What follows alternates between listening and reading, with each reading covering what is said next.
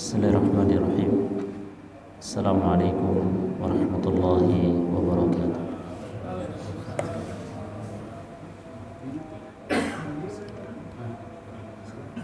Alhamdulillahi rabbil alamin wal 'aqibatu lil muttaqin wala 'udwana illa 'alal zalimin. Asyhadu an la ilaha illallah wahdahu la syarika lah wa asyhadu anna Muhammadan 'abduhu wa rasuluhu sallallahu alaihi wasallam tasliman katsiran ila yaumiddin. Qala Allah ta'ala fil Qur'anil Karim, ya ayyuhalladzina amanu taqullaha haqqa tuqatih wa la tamutunna illa wa antum muslimun. Ya ayyuhalladzina amanu taqullaha wa qulu qawlan sadida yuslih lakum a'malakum wa yaghfir lakum dhunubakum wa man yuti'illaha wa rasulahu faqad faza fawzan 'azima. Para hadirin jamaah salat subuh yang senantiasa dirahmati Allah Subhanahu wa taala. Segala puji milik Allah Subhanahu wa taala yang telah menciptakan kita dan memberikan kita kenikmatan, keimanan dan keislaman, hidayah dan taufiknya, kesempatan dan kesehatan, sehingga Allah Subhanahu wa ta'ala memudahkan langkah-langkah kita untuk melakukan ketaatan dan melaksanakan ibadah-ibadah yang diperintahkan oleh Allah Subhanahu wa ta'ala. Salawat dan salam kita haturkan kepada Nabi kita Nabi Muhammad sallallahu alaihi wasallam beserta para keluarga beliau, para istri-istri beliau, para keturunan-keturunan beliau, para sahabat-sahabat beliau dan seluruh kaum muslimin hingga hari kiamat kelak. Hadirin yang dirahmati Allah Subhanahu wa taala, di pagi hari ini, pada hari Senin ini, kita berdoa kepada Allah Subhanahu wa taala sebagaimana doa yang diajarkan oleh Rasulullah sallallahu alaihi wasallam, Allahumma barik li ummati fi bukuriha. Ya Allah, berkatilah umatku di waktu pagi mereka. Para hadirin yang dirahmati Allah Subhanahu wa taala, di pagi hari yang mulia ini, pada bulan yang mulia ini, tidak terasa kita telah melewati sepertiga yang pertama dari bulan yang mulia ini. Semoga Allah Subhanahu wa ta'ala menerima amal ibadah kita pada hari-hari yang sebelumnya, dan semoga Allah Subhanahu wa ta'ala memberikan kita kekuatan, taufik dan hidayahnya agar kita bisa menyempurnakan amalan ibadah yang ada di bulan yang mulia ini. Amin ya rabbal alamin. Para hadirin dirahmati Allah Subhanahu wa taala, di pagi hari ini izinkan ulun menyampaikan beberapa faidah atau beberapa adab yang berkaitan tentang puasa. Yang pertama, adab atau sunnah-sunnah bagi orang yang berpuasa, yang hendaknya adab ini atau sunnah-sunnah ini diperhatikan bagi orang-orang yang berpuasa. Yang pertama adalah as-sahur. Orang yang berpuasa disunnahkan untuk bersahur, adalah menyantap suatu makanan yang ringan yang dimulai ketika di sepertiga malam dan diakhiri ketika terbitnya fajar atau sebelum waktu subuh. Para hadirin dirahmati Allah Subhanahu wa taala, ajma'atil ummah ala istihbabihi.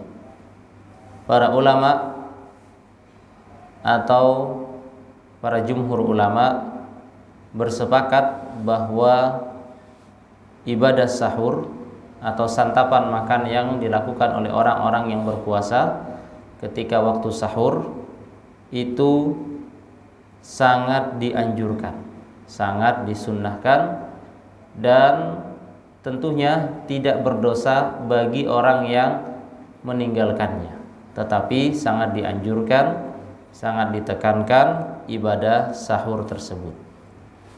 Sebagaimana Rasulullah SAW bersabda, yang mana hadis ini dikeluarkan oleh Imam Bukhari dan Imam Muslim. Beliau bersabda, tasahharu fa inna fis sahuri barakah. Bersahurlah kalian karena di dalam sahur tersebut terdapat keberkahan. Di dalam sahur tersebut terdapat keberkahan.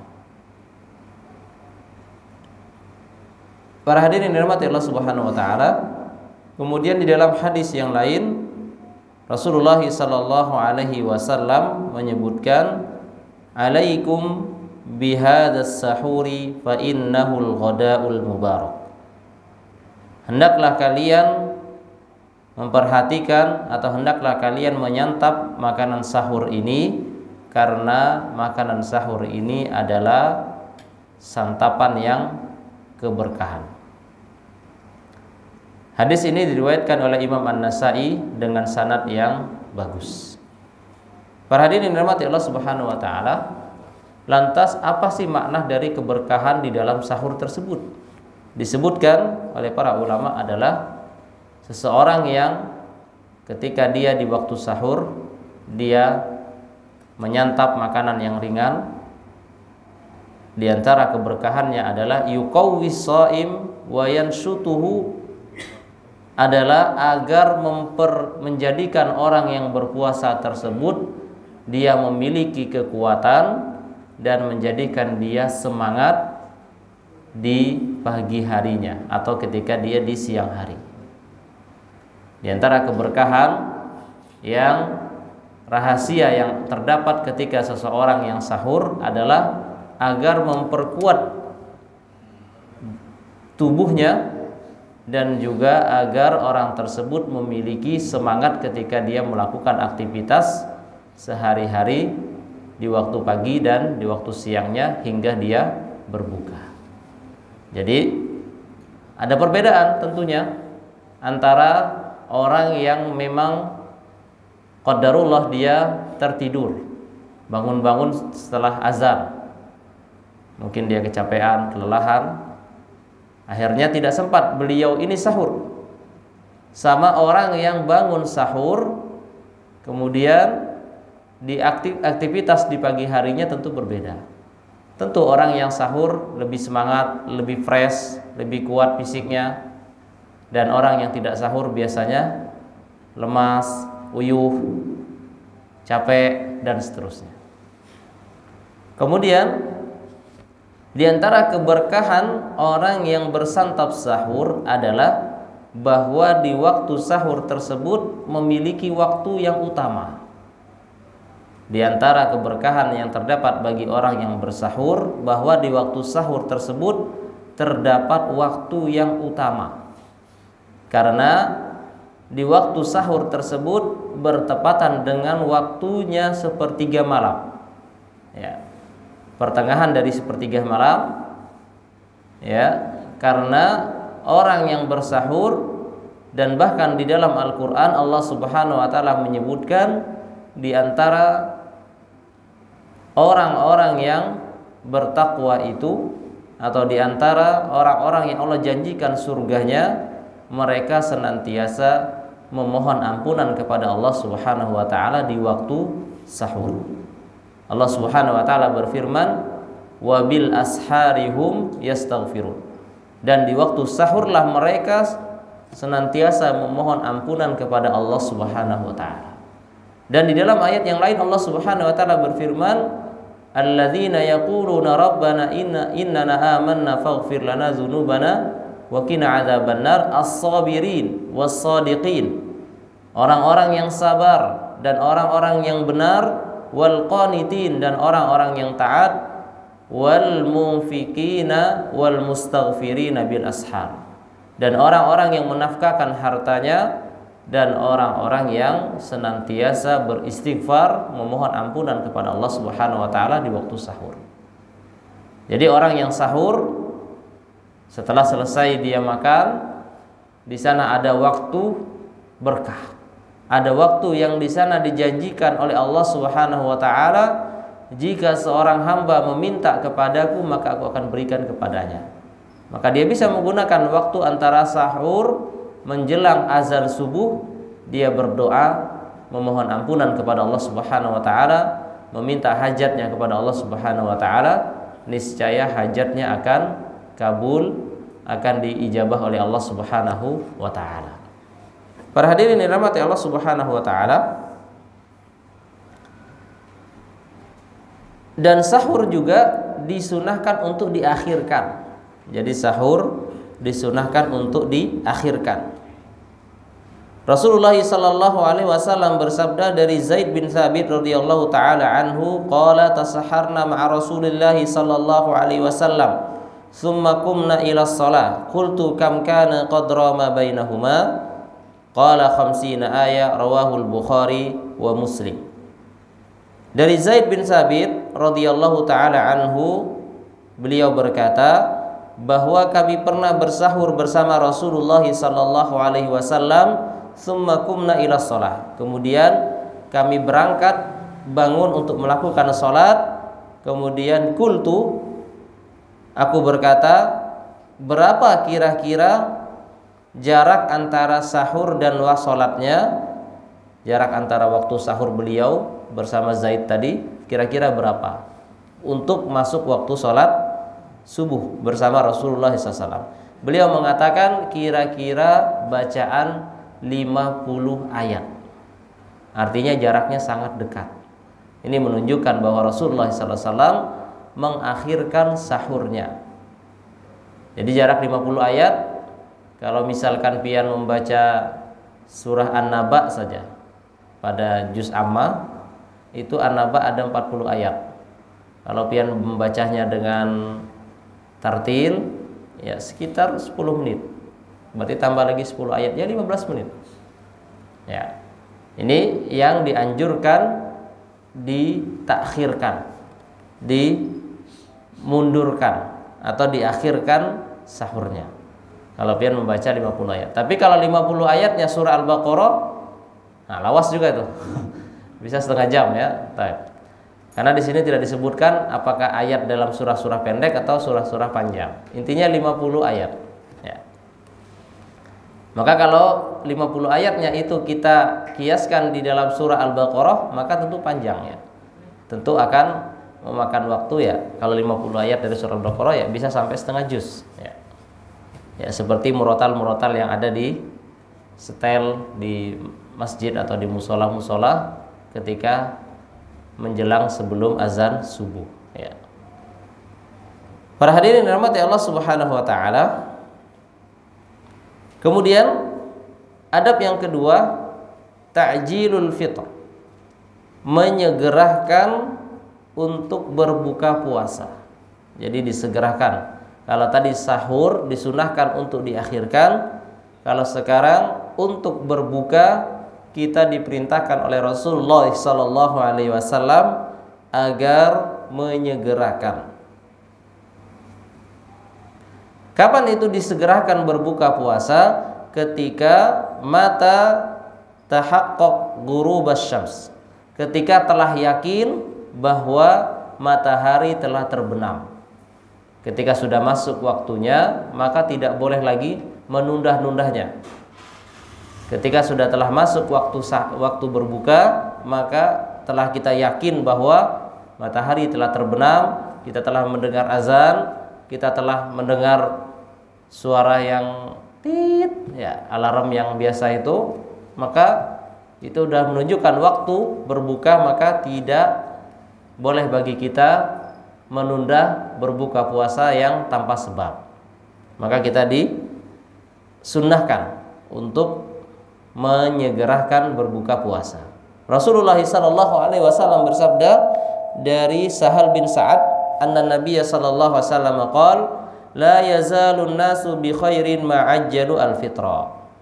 Manusia senantiasa berada di atas kebaikan selama mereka tidak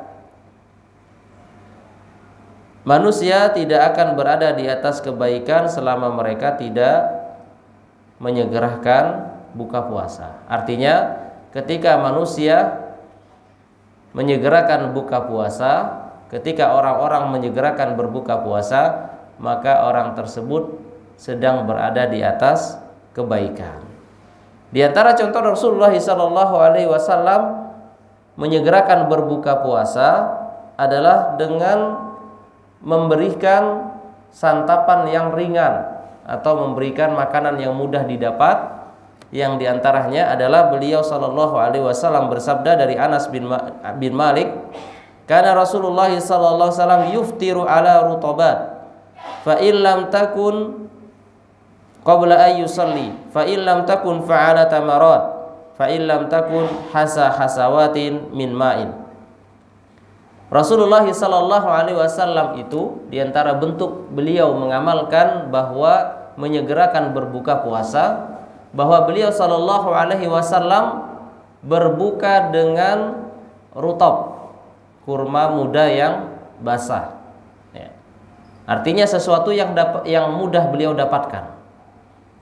Apabila beliau tidak mendapatkan rutab, maka beliau dengan kurma kering, ya, kurma yang biasa kita dapatkan. Apabila tidak mendapatkan kurma, maka beberapa teguk dari air putih. Ini menunjukkan bahwa beliau SAW menyegerakan. Kalau nggak ada rutab, pakai tamar. Kalau nggak ada tamar, pakai kurma. Kalau nggak ada tamar, pakai air. Ya. Jadi kalau nggak ada, misalkan rutab nggak ada, kurma nggak ada, ya pakai air putih. Kemudian boleh menambahkan wadai-wadai khas Banjar. Ya, barakallahu fikum. Para hadirin rahmati Allah Subhanahu wa taala, hadis ini diriwayatkan dari Abu Dawud dan Hakim dan disahihkan.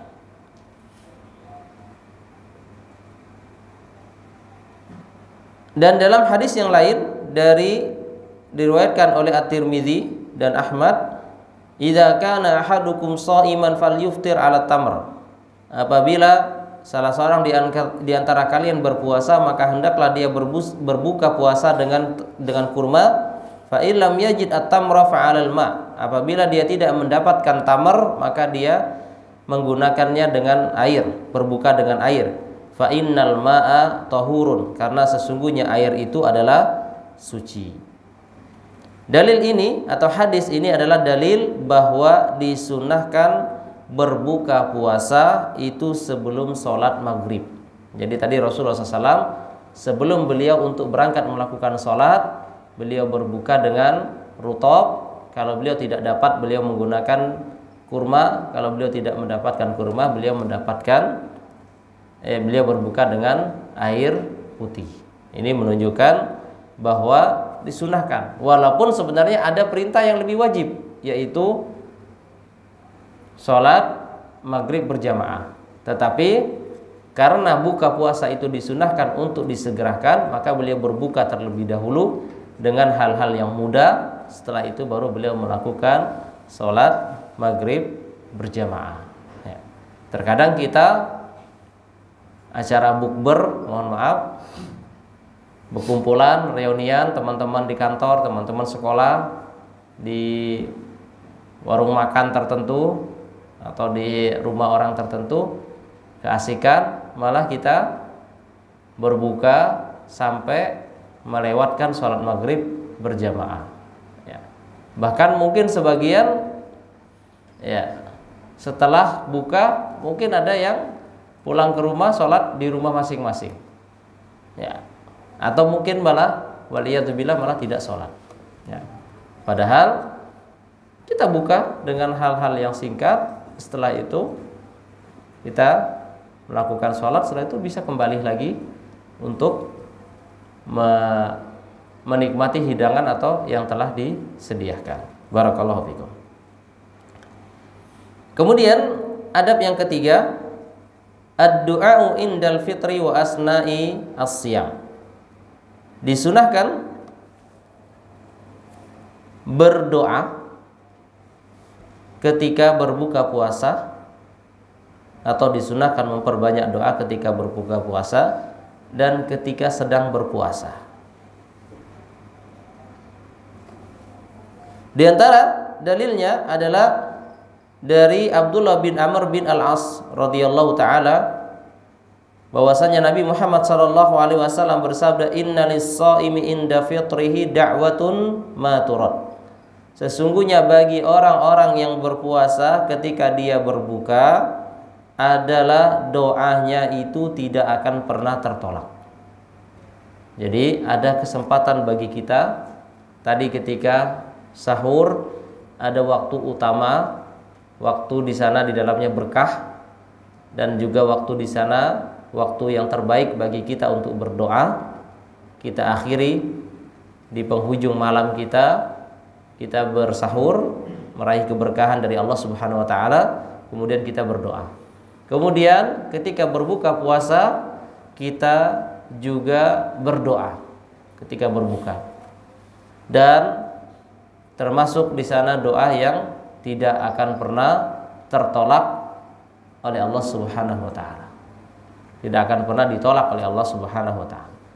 Dan masalah doa tersebut apakah langsung diijabah oleh Allah Subhanahu wa taala, atau mungkin Allah gantikan dengan kebaikan yang lainnya, atau mungkin Allah tangguhkan doa tersebut kemudian Allah balas di akhirat kelak.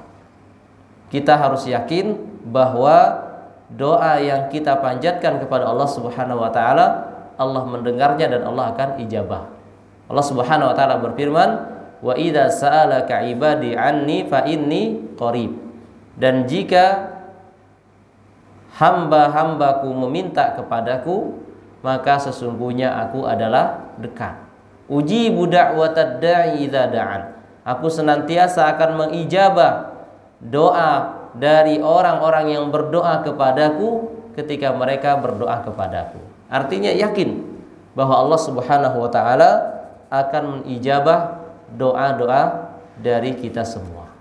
Tinggal kita memperhatikan adab-adab berdoa dan juga berdoa di waktu-waktu yang mustajab dan di tempat-tempat yang terbaik, atau di tempat-tempat yang di sana dijanjikan bahwa berdoa di tempat tersebut tempat yang diijabah atau tempat-tempat yang mustajab untuk berdoa. Para hadirin dirahmati Allah Subhanahu wa taala, tentunya ketika kita makan, ketika hendak berbuka puasa, ya, kita berdoa membaca bismillahirrahmanirrahim, kemudian membaca setelah kita meneguk suatu makanan atau meminum suatu minuman, kita berbuka. Setelah itu kita berdoa dengan dhahabadz dhama'u wa batalatil uruq wa sabatal ajru insyaallah. Dhahabadz dhama'u wa batalatil uruq wa sabatal ajru insyaallah. Dan ada sebagian doa yang biasa dipakai oleh kaum muslimin, sekalipun doa ini ya dilemahkan oleh sebagian ulama, yaitu doa Allahumma laka sumtu wa bika amantu wa ala rizqika aftartu. Ada, tidak masalah kalau memang mau dipakai doa ini. Tetapi sekali lagi ulun katakan bahwa doa ini atau hadis ini yang tentang doa ini adalah hadisnya lemah, dan kalau mau dipakai silakan. Barakallahu fikum. Tapi kalau ulun sendiri, ulun pakai ya, bismillahirrahmanirrahim, karena kita sebelum makan disunahkan baca bismillah. Setelah itu kita membaca doa dhahabat dhama'u wa batalatil uruq wa sabatal ajru insyaallah. Dan kalau pian mau menambahkan doa yang tadi Allahumma laka sumtu wa bika amantu, itu tidak ada masalah. Karena sekalipun hadisnya lemah ya, dan sebagian para ulama tentunya ada yang tidak mengamalkan tentang doa ini. Para hadirin yang dirahmati Allah Subhanahu wa taala, dalam hadis yang lain yang menguatkan bahwa doa orang yang berpuasa itu tidak tertolak, Rasulullah sallallahu alaihi wasallam bersabda, "Salasu la turaddu da'watuhum as-shaim hatta yuftir wal imamul adil wal mazlum." Ada doa yang tidak pernah ditolak oleh Allah Subhanahu wa taala ada 3. Yang pertama, orang yang berpuasa sampai dia berbuka, dan seorang imam yang adil, dan orang yang terzolimi. Di sini ada hadis orang yang berpuasa sampai dia berbuka. Artinya dari pagi sekarang ini kita berpuasa sampai menjelang kita berbuka, di situ ada waktu-waktu istimewa bagi kita. Kita bisa pergunakan untuk berdoa kepada Allah Subhanahu wa taala. Di samping tadi ketika kita berbuka, waktu mustajab, disunahkan kita berdoa, dan ketika di saat kita berpuasa pun kita disunahkan untuk memperbanyak berdoa. Pian datang ke masjid, ke musola, ketika nanti sholat duhur berdoa kepada Allah Subhanahu wa taala, nanti kemudian asar berdoa lagi, kemudian tadarus setelah asar baca Al-Quran, setelah itu berdoa, kemudian ketika nanti menjelang berbuka puasa buka bersama di musola ini, duduk, ketika sebelum azan pian berdoa juga, dan seterusnya. Para hadirin dirahmati Allah Subhanahu wa taala. Kemudian yang terakhir, kita cukupkan sampai poin yang keempat, mungkin di pertemuan akan datang, adalah al-kaffu amma yatanafa ma'a as-siyam. Mencegah atau menahan diri dari segala sesuatu yang merusak dari ibadah puasa tersebut. Para hadirin dirahmati Allah Subhanahu wa taala, as-siyamu ibadatun min afdhalil qurbat. Puasa itu adalah ibadah dan bahkan sebaik-baik ibadah yang mendekatkan diri kita kepada Allah Subhanahu wa taala. Sekali lagi, puasa adalah ibadah dan bahkan bagian dari ibadah yang paling utama yang mendekatkan diri kita kepada Allah Subhanahu wa taala. Karena ibadah puasa tidak ada yang mengetahuinya kecuali hanya Allah Subhanahu wa taala. Orang yang sedang berpuasa tidak ada yang tahu kecuali dia dan Allah Subhanahu wa taala. Kalau sekarang mungkin kita tahu karena di bulan Ramadan. Tapi ketika seseorang berpuasa di puasa-puasa yang lainnya, puasa sunnah yang lainnya, maka orang tidak akan tahu bahwa dia tersebut sedang berpuasa. Yang mengetahui dia berpuasa adalah dirinya dan Allah Subhanahu wa taala. Kalau ibadah yang lain tampak. Salat, ketika dia pergi ke masjid, orang tahu oh dia mau pergi untuk salat. Kemudian ketika ibadah yang lainnya, menikah, dia disaksikan oleh orang. Ibadah yang lainnya apa? Ibadah-ibadah yang lainnya. Adapun puasa tidak ada yang tahu. Bahkan dulu orang-orang salafus soleh terdahulu, mereka terbiasa menyembunyikan ibadah puasanya. Di pagi hari ketika dia berkumpul bersama keluarganya, makan bersama, dia tidak ikut makan. Dia bungkuslah makanan tersebut, kemudian dia berangkat bekerja. Orang-orang soleh terdahulu, sehingga keluarganya mengira bahwa dia membungkus makanannya tersebut untuk bekal dia di tempat pekerjaannya. Kemudian ketika dia pulang, ternyata bungkus makanan tadi dia sedekahkan, dia berikan makan kepada orang-orang yang membutuhkan. Pulang dia dari bekerja sore hari, kemudian menjelang maghrib barulah dia makan atau berbuka makan bersama keluarganya, sehingga keluarganya mengira bahwa dia makan seperti biasa, rutinitas yang dia lakukan bersama keluarganya, padahal dia sedang berpuasa. Ini menunjukkan bahwa ibadah puasa ibadah yang sangat agung dan ibadah yang paling utama ketika seseorang mendekatkan dirinya kepada Allah Subhanahu wa taala. Dan di antara tujuan utama dia syariatkannya ibadah puasa adalah agar seseorang menjadi orang-orang yang bertakwa. agar melatih manusia menjadi orang yang bertakwa. Dan ketika kita berbicara takwa kepada Allah Subhanahu wa taala, maka tentunya makna dari takwa tersebut, di antara makna yang disebutkan oleh para ulama adalah dengan menjalankan perintah-perintah Allah dan menjauhi larangan-larangannya. Ada juga di antara makna takwa yang disebutkan oleh Imam Ali bin Abi Thalib radhiyallahu taala anhu, al-khaufu bil jalil. Orang yang takut kepada Allah Subhanahu wa taala, kemudian war-ridha bil qalil. Dia ridha atas pemberian yang sedikit dari Allah Subhanahu wa taala, wal amalu bit tanzil, dan dia beramal sesuai dengan Al-Qur'an, sesuai dengan hadis, sesuai dengan yang diturunkan kepada Nabi Muhammad SAW.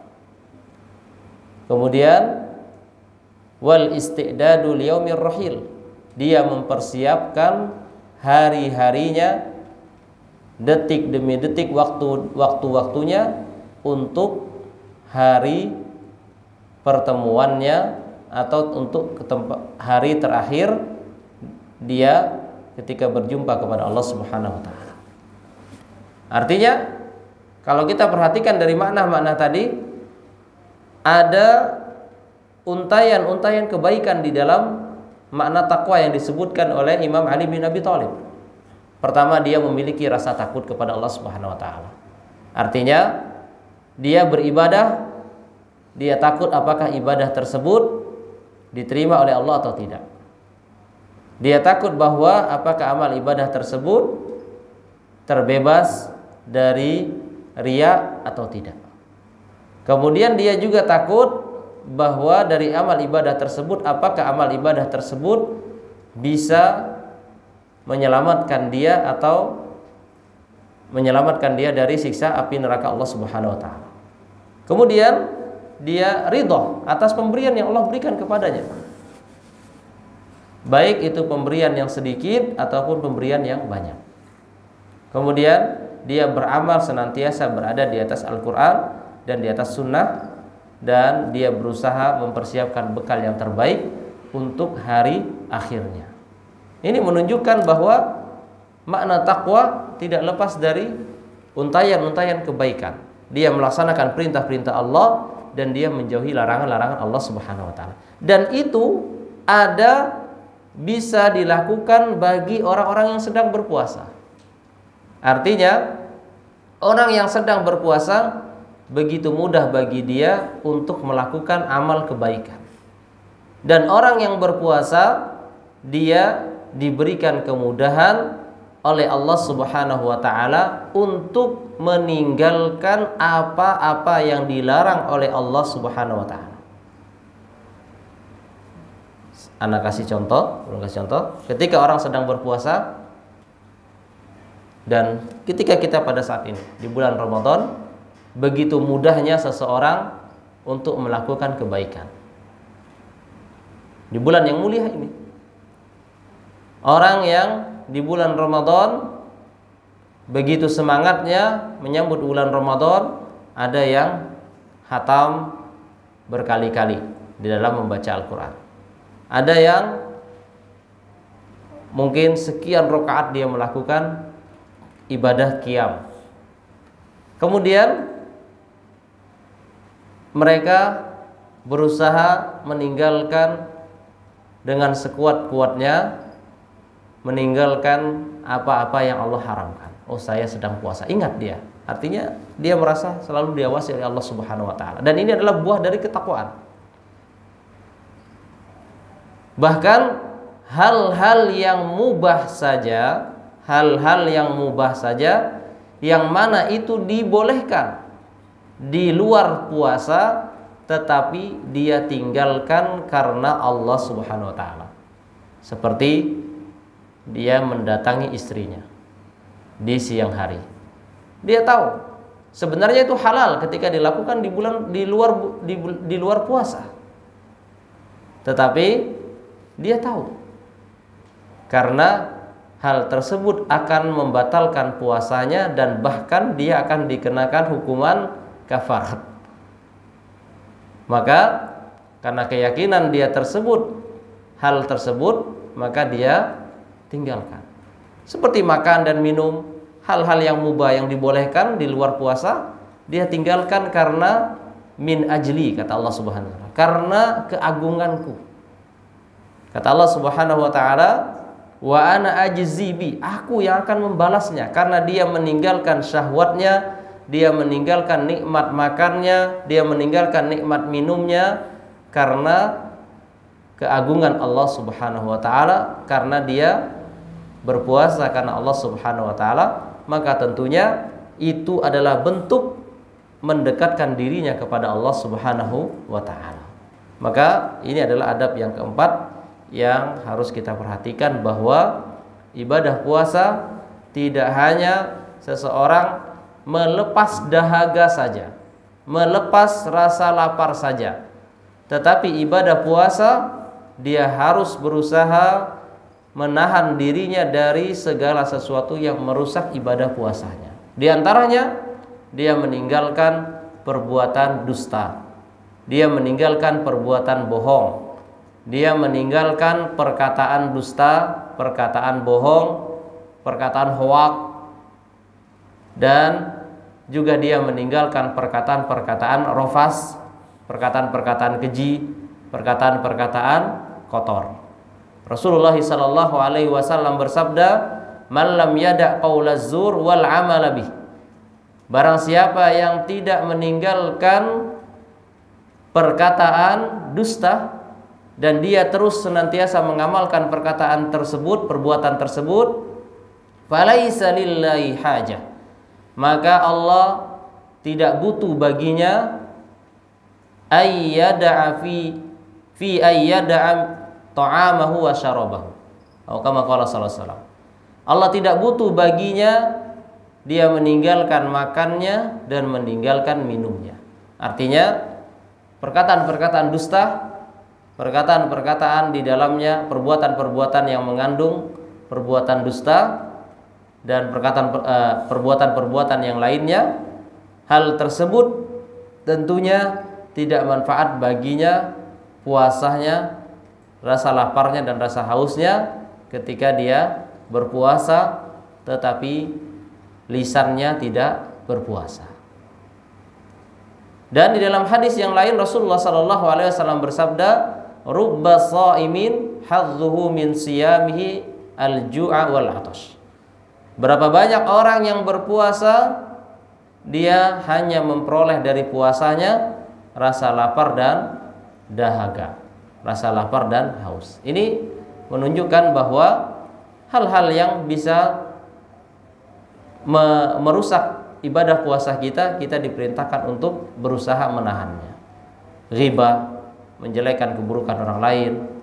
Bahkan Rasulullah SAW pun mengatakan, ketika ada seorang idza sabbaka ahadun, apabila ada seseorang yang mencelahmu, yang berusaha memancing emosimu, au jahula alaik, orang yang berusaha menceritakan keburukanmu, atau orang yang berusaha untuk membuatmu menjadi emosi, menjadi marah, dengan mengajak bertikai, dengan mengajak berdebat, dengan mengajak kita untuk berkelahi misalkan, atau mungkin ribut kecil ketika di lampu merah, di perempatan misalkan, di lampu merah ada orang yang membuat kita jengkel misalkan, kita sudah berada di garis yang tepat, kemudian ada orang pengen segera lewat samping kita, kemudian tit. Kan kita diuji kesabaran kita. Ya. Kemudian orang tersebut ternyata terus mepet-mepet kita, akhirnya mungkin kita mengalah sampai mau jatuh ke got misalkan, ke selokan. Ya. Maka disitulah kata Rasulullah SAW, idza sabbaka ahadun au jahula alaik faltaqul inni shaimun, maka katakanlah aku sedang berpuasa, aku sedang berpuasa. Kadang kita mungkin merasa, wah saya duluan nih jalan nih, enak aja dia nyelonong. Atau mungkin kita lagi berdiri di lampu merah pakai kendaraan, kemudian dia lewat dengan seenaknya, terperciklah banyunya yang becek itu ke pakaian kita atau mungkin dan seterusnya, kita terpancing emosi kita. Langsung kita kejar motornya, mungkin mobilnya, kendaraannya. Ya. Tapi kata Rasulullah SAW, aujahul alaik. Orang yang berusaha membuat engkau marah, maka kita diingatkan oleh Rasulullah SAW, ditahan emosinya bahwa kita sedang berpuasa. Termasuk di dalamnya, mungkin di dalam kehidupan kita sehari-hari di rumah, ada anak kita yang super aktif, yang mana membuat kita emosi, kita marah, dan seterusnya, maka ingatlah bahwa kita sedang berpuasa. Barakallahu fikum. Ini yang bisa ulun sampaikan. Kebenaran hanya milik Allah Subhanahu wa taala. Kesalahan datangnya dari ulun pribadi. Kita akhiri pertemuan kita pagi hari ini dengan doa kafaratul majlis. Subhanakallahumma wa bihamdika, asyhadu an la ilaha illa anta, astaghfiruka wa atubu ilaik. Assalamualaikum warahmatullahi wabarakatuh.